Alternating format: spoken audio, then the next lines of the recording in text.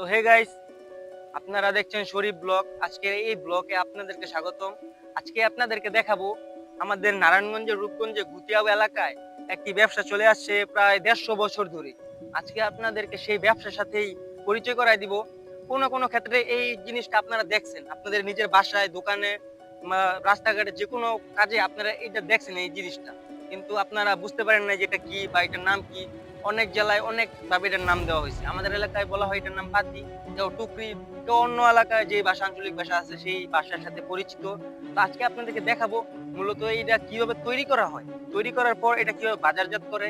পুরো সম্পূর্ণ ভিডিও দেখতে চাইলে এখনই চ্যানেলটিকে সাবস্ক্রাইব করে রাখুন। ধন্যবাদ।